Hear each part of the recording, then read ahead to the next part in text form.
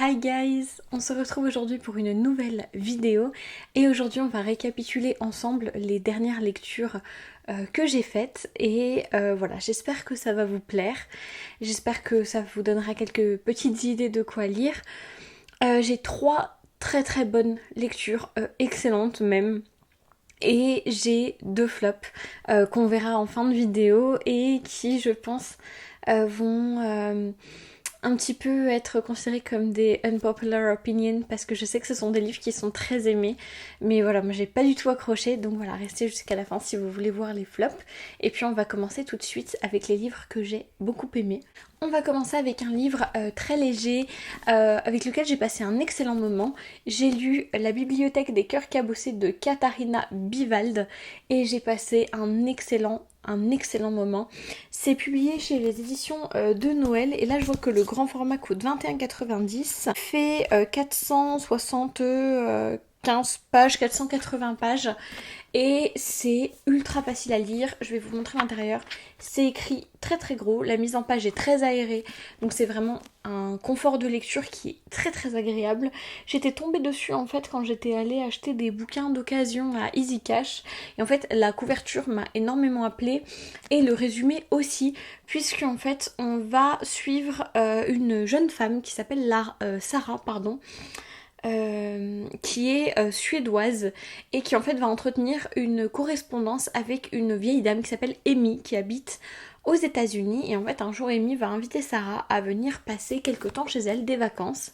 Donc Sarah va venir et quand Sarah va arriver, va se rendre compte qu'Amy est décédée en fait quelques jours plus tôt et comme elle s'envoyait des lettres, évidemment Sarah n'a pas encore eu le temps en fait d'être prévenue par les proches d'Amy. Donc Sarah va arriver comme ça dans la maison d'Amy et va se rendre compte que son amie est décédée et ensuite va s'en suivre toute une on va dire un processus d'apprivoisement en fait entre Sarah, qui est extrêmement différente des habitants du petit village dans lequel habitait Amy. Et Amy était une vieille dame très appréciée dans son village. Et donc il va se nouer comme ça une relation entre Sarah et tous les anciens amis, tous les membres de la famille d'Amy. Et Sarah va apporter un petit peu sa pierre à l'édifice parce qu'il faut savoir que Sarah et Amy sont de grandes lectrices, qu'en fait elles correspondaient pour parler de livres, pour s'envoyer des livres.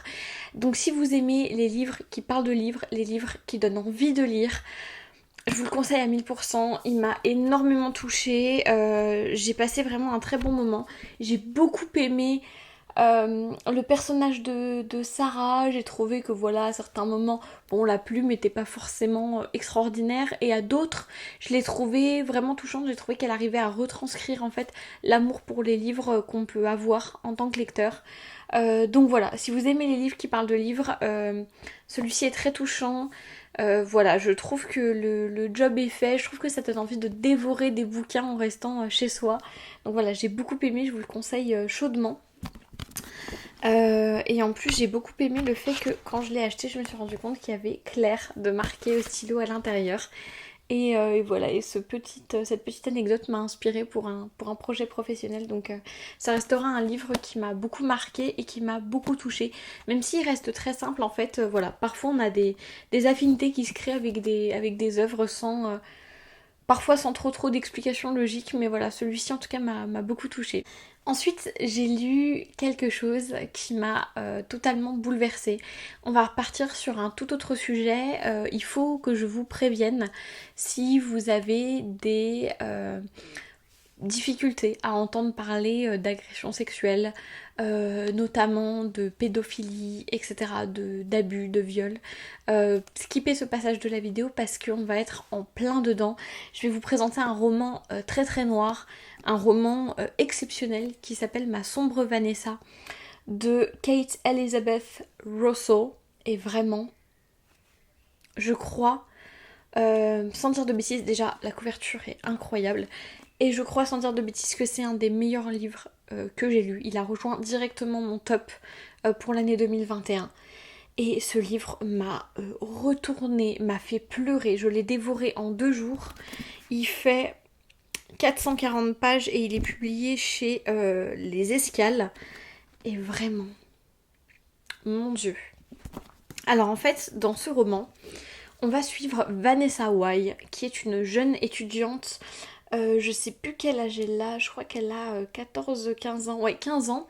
Et en fait Vanessa est une brillante élève qui a un grand don pour la poésie. Et en fait Vanessa va intégrer un lycée. Et en fait pour intégrer ce lycée, en fait elle va supplier ses parents de l'envoyer dans ce lycée en fait qui est un lycée privé, qui est un lycée très coûteux.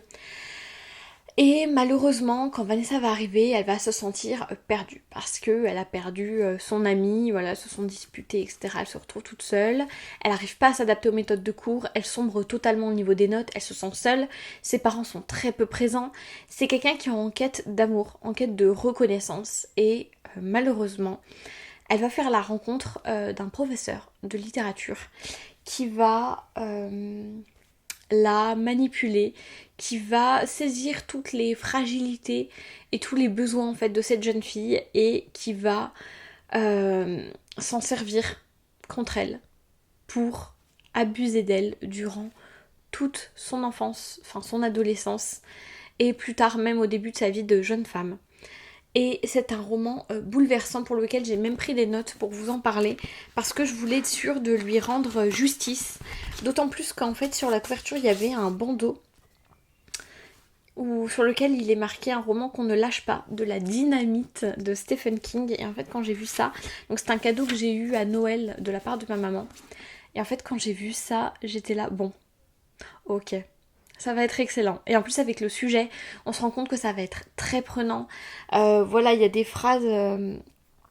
il y a des phrases qui sont très percutantes, ça va dans la lignée du mouvement MeToo. Et en fait, on se rend compte à quel point il y a un déni, à quel point toutes les victimes souvent passent par une phase de déni. À quel point c'est difficile en fait de mettre des mots sur un tel niveau de manipulation, de savoir en fait comment la personne s'y est prise pour faire dire oui à des adolescentes, à des adolescents qui sont pas en âge en fait de consentir à quoi que ce soit. Et c'est renversant, c'est étourdissant, c'est effrayant en fait de réalité. Et c'est brillamment fait en fait. La plume est d'une qualité incroyable. J'ai rarement lu quelque chose d'aussi bon encore une fois. Donc voilà, j'ai résumé un petit peu. Ce qu'il faut bien noter, c'est qu'en fait, c'est cette forme de fragilité en fait chez Vanessa que son professeur va déceler et utiliser contre elle pour la manipuler. Il crée aussi, je trouve, un sentiment un sentiment de dépendance en fait. C'est-à-dire que Vanessa du coup est constamment en quête de son approbation. Il y a une relation qui se crée qui est vraiment paternelle en fait finalement. Et c'est ça qui est d'autant plus malsain quoi. C'est qu'il va se positionner un peu en tuteur, en guide. Donc une figure un peu paternelle et qui va en profiter pour abuser de la jeune fille. On voit à quel point il cherche en fait à combler le vide qu'il y a en elle et on voit à quel point elle est torturée en fait. Elle est torturée même à l'heure actuelle parce qu'en fait du coup on fait des allers-retours entre le passé où elle explique ce qui s'est passé voilà au moment où elle était dans cette école et le présent en fait où elle a je sais plus 22-23 ans et en fait on voit à quel point elle galère en fait dans sa vie de tous les jours. Elle se drogue, c'est une jeune femme qui est complètement retournée en fait et qui a des traumatismes qu'il faut régler. Et c'est très... je sais pas comment dire à quel point c'est lourd en fait, mais c'est un livre qui est excellent. Elle nie en fait tout le long du roman, elle se convainc qu'elle voulait vraiment tout ça, qu'elle était consentante. Elle a vraiment un rapport en fait à ce qui s'est passé c'était son petit ami en fait. C'était pas un prédateur sexuel parce que son professeur avait je sais plus 48 ans, quelque chose comme ça. Et en fait elle a vraiment... 42 ans. Et en fait, elle a vraiment ce rapport de je voulais ça en fait.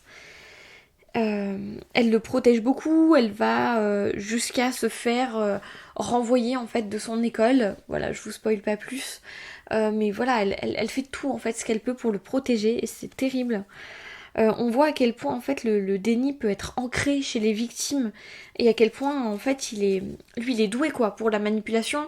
À chaque fois il appuie où il faut, il la fait culpabiliser, il utilise même les mots pédophiles, hein. Il a pas peur de lui dire oh, mais quoi, mais tu me considères comme un pédophile, enfin vraiment il y a un niveau de manipulation qui est extrêmement élevé. En fait on comprend pourquoi elle est si isolée, pourquoi elle est si perdue, parce que il lui fait un lavage de cerveau constant en fait. Et on voit aussi ça révèle je trouve aussi beaucoup du coup la fragilité du système scolaire, parce que tout ça se passe dans le cadre de l'école. On voit les profs qui sont plus ou moins au courant, mais qui ferment les yeux, qui considèrent immédiatement Vanessa comme coupable. On voit à quel point ils font tout pour étouffer l'affaire, la régler au plus vite. Il reçoit même un prix en fait pour sa qualité d'enseignement, malgré les accusations. On explore beaucoup aussi, je trouve, la notion de consentement. À quoi ça tient, comment en fait, comment on peut se convaincre que quelqu'un est consentant, comment on peut manipuler quelqu'un jusqu'à entendre un oui en fait, alors qu'on sait très bien que derrière on a forcé, manipulé, tourné les mots. Voilà, c'est... Et en fait, je trouve on aborde aussi beaucoup cet aspect un peu Lolita. On aborde aussi beaucoup ce côté de les adolescentes sont hystériques et on leur met beaucoup sur le dos des actes en fait impardonnables qui sont faits par des adultes qui ont la conscience en fait de ce qu'ils font et de la gravité de leurs actes. Et du coup, on se sert beaucoup des adolescents et des adolescentes pour leur mettre dessus en fait ces actes en disant ah mais voilà elle me harcelait, ah mais voilà elle est obsédée par son professeur, voilà que des choses comme ça en fait pour justifier des actes monstrueux en fait finalement. Et je trouve qu'aussi il y a un point très intéressant qui est le droit de ne pas vouloir en fait s'exprimer sur les violences qu'on a subies, le droit de garder tout ça pour soi. Et voilà, on parle beaucoup aussi de la reconstruction des phases, voilà, déni, culpabilisation, traumatisme, etc. On parle aussi beaucoup du fait qu'on minimise en fait souvent ce qui nous est arrivé, que souvent ça prend plusieurs années avant qu'on arrive à mettre des mots en fait sur les agressions qu'on a subies. On voit un peu les phases de remords en fait de l'entourage, les et si qu'on entend de la part surtout des parents, et si je t'avais empêché d'y aller, si je t'avais changé d'école, etc. À quel point même l'entourage ne sait pas parfois en fait comment réagir ou n'arrive pas en fait à gérer correctement la situation. Et, euh, et en fait, il y a aussi un parallèle très intéressant qui est fait entre ce que parfois on considère comme des histoires d'amour avec tel ou tel défaut, et à quel point il est plus facile en fait de faire passer des agressions sous couvert d'histoires d'amour qui avaient voilà des particularités, qui ont fait que ça s'est terminé, etc. Mais à quel point on n'a pas envie de mettre sur certaines relations le mot de relation abusive en fait. Et voilà, j'ai trouvé, je me suis beaucoup étendue sur ce livre, je suis désolée, mais vraiment je trouve qu'il en vaut la peine. Je trouve que vraiment c'est un livre qui est nécessaire, qui est juste incroyable. Voilà, je pense que il n'y a jamais un livre qui m'a retourné en fait à ce point-là, à part Elle s'appelait Sarah. Mais vraiment c'est... Je sais même pas comment vous décrire à quel point ce livre m'a émue, chamboulée et m'a révoltée en fait. Donc vraiment, mettez la main dessus, vous n'allez pas le regretter, c'est un récit poignant. Si vous vous sentez de le lire, allez-y, foncez parce qu'il est exceptionnel. Ensuite, on va partir sur un récit pas forcément plus léger, mais disons de l'ordre du roman, donc qui est beaucoup moins viscéral, on va dire. J'ai lu Jane Eyre de Charlotte Brontë, et comment vous dire, voilà, voilà, voilà. Alors, c'est clairement un de mes livres préférés de tous les temps, hein, avec Léo de Hurlevent, Madame Bovary, Vipère au point. J'ai été transportée par ce livre. J'ai été émue par Jane Eyre. Je l'ai adorée. C'est une petite fille, ensuite une jeune femme et une femme époustouflante. C'est une petite fille qui a pas la langue dans sa poche. Une petite fille qui veut faire ses preuves, qui veut être aimée, qui ne tolère pas en fait qu'on la traite mal. Et c'est quelqu'un d'extraordinaire. Il y a des scènes qui sont déchirantes. Elle se fait une amie, dans un orphelinat. Et voilà, il y a une histoire déchirante qui se passe entre elles.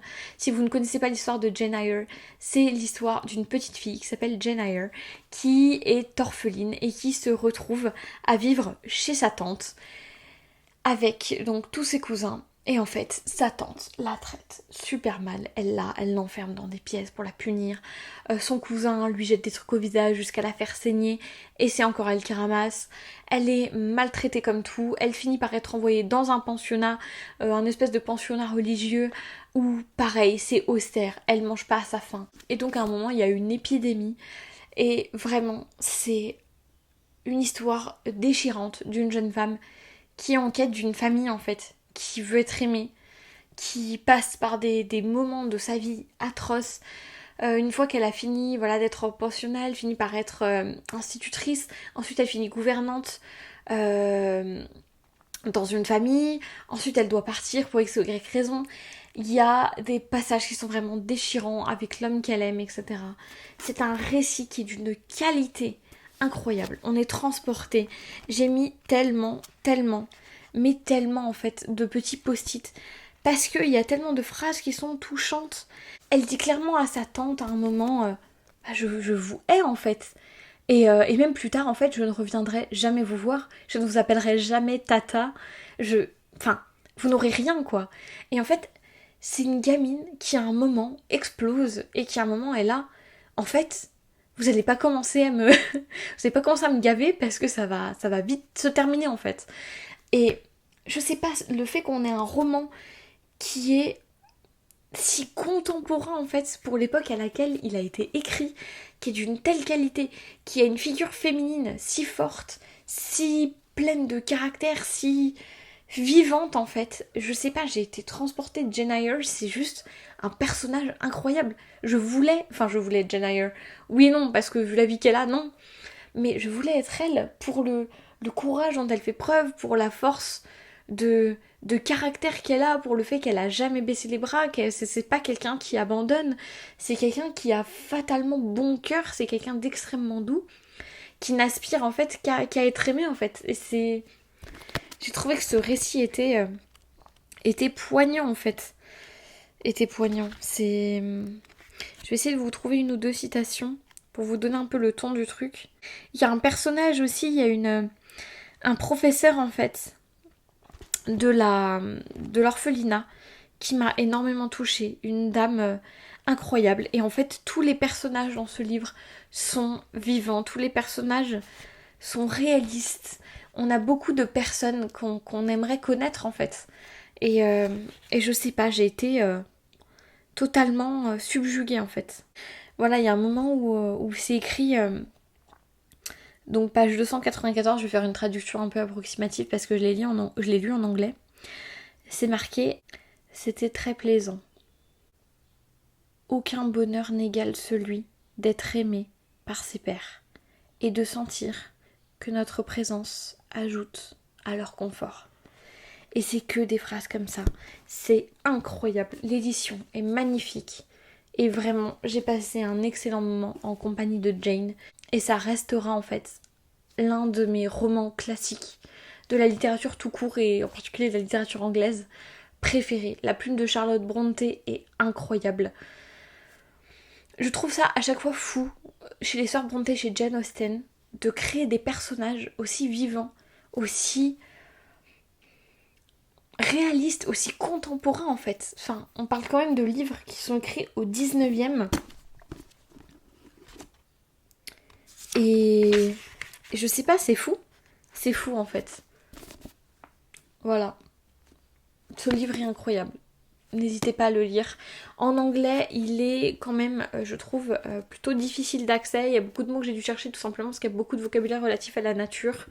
Cela dit, si vous avez voilà, de grosses bases en anglais, voilà, un niveau très très solide, allez-y. Si jamais vous pédalez un peu dans la semoule déjà, regardez des séries, des films sans sous-titres, je pense que ça va être trop dur, vu le niveau de langage.